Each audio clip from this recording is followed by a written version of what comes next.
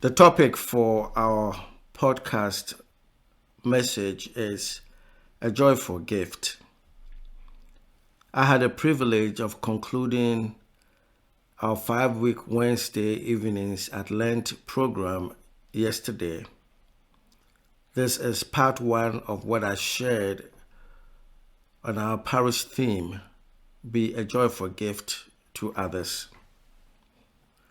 There's a story of a teacher who told his students that he will be giving an exam the following day.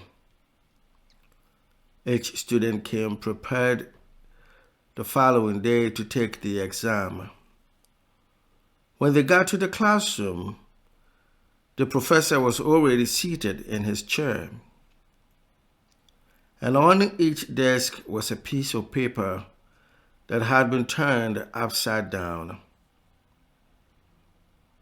Each student took his or her seat, and when it was time for the exam, the professor asked each student to turn the paper over.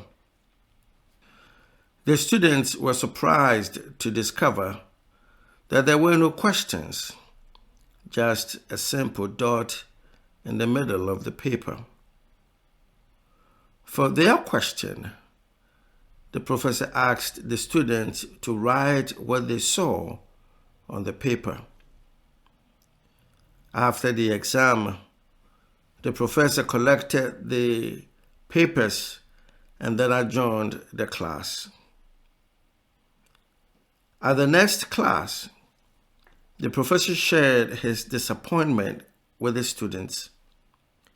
Each student wrote about the dot that was in the middle of the paper. No one student wrote about the sea of white that surrounded the dot.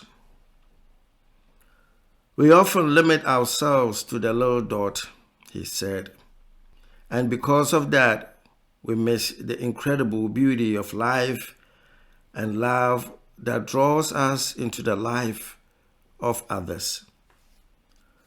There is a story of a lady who worked at NIH, National Institute of Health, here in Maryland. She was originally from Canada. Her work was one where she worked primarily on rare cancer diagnosis. Whenever she discovered a rare form of cancer in a patient, she would follow that particular patient all through their life. But the interesting thing she did, which wasn't part of her job description, was to conduct research into her patients' families.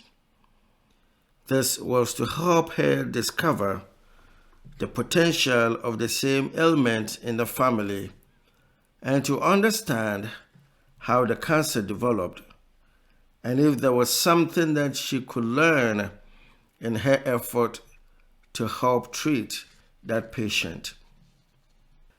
This lady who worked at NIH did not limit herself to the dot in the middle.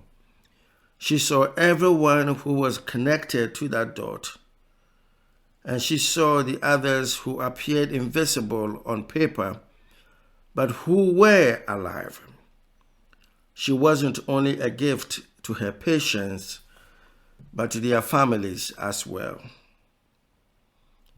When Christ Church's Spiritual Life Commission met last year to reflect on a theme for the following year, I felt so blessed by the depth of input from all our members. It is always humbling to see parishioners share their thoughts on important parts of our common life. What really excited me was the belief that each of us can be a joyful gift to others. The others weren't necessarily defined. Who are they? Who are the others? What sort of people are we talking about? Are these people we know or do not know? Who are the others. But the fact that the commission didn't define who the others are reminded me that each of us is an other.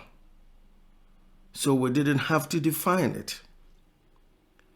When I think about the other, I think about the story of the Good Samaritan, the Levi, the priest, and the Samaritan.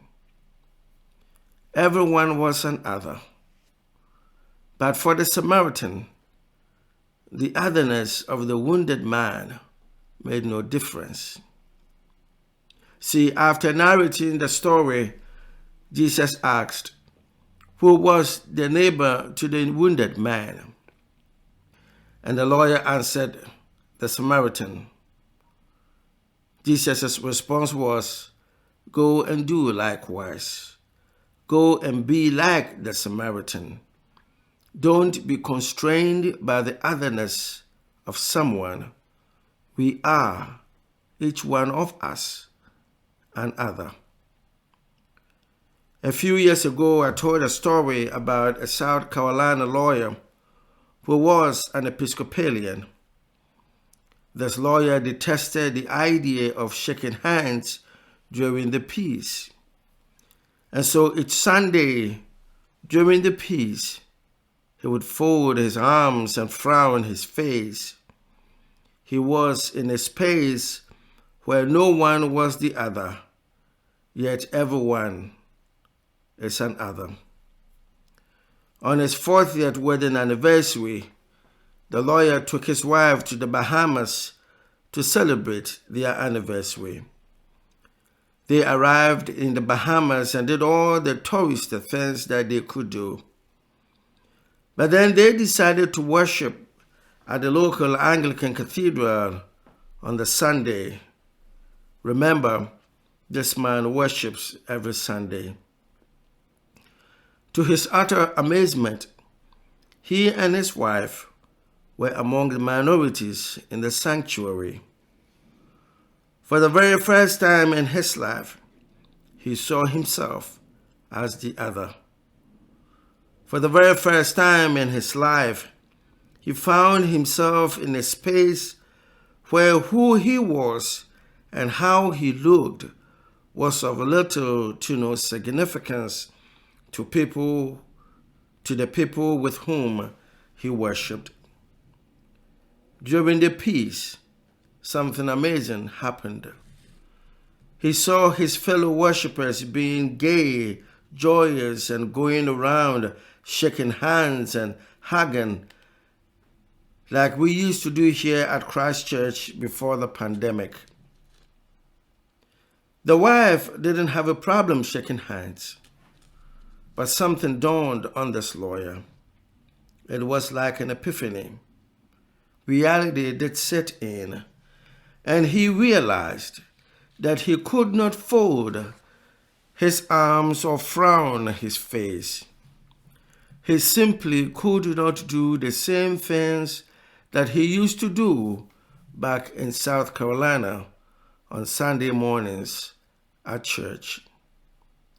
The spirit of the people in the congregation and the giving of one to the other was so infectious that this lawyer couldn't help but be transformed by that experience and extend his hand to shake the hands of the other. The more cynical reason is that he knew where he was, and that if he had folded his arms and frowned his face, they would have run him out of that sanctuary. He knew there was no way that he could have disrespected his fellow worshippers by folding his arms and frowning his face. The lawyer returned to South Carolina a changed man, and then began shaking hands on Sunday morning during worship. The point here is that you are an other. I am also an other. That is probably why we did not feel the need to define who the other is, but more than each being just an other, anyone can be a joyful gift to everyone else. And for that reason, the other needs no definition.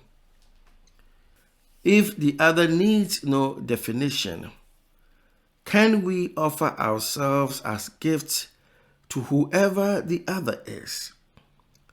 The question is, can we offer ourselves as joyful gifts? The issue here isn't so much about the gift, but whether it is a joyful giving of the gift, a joyful giving of the self. Amen.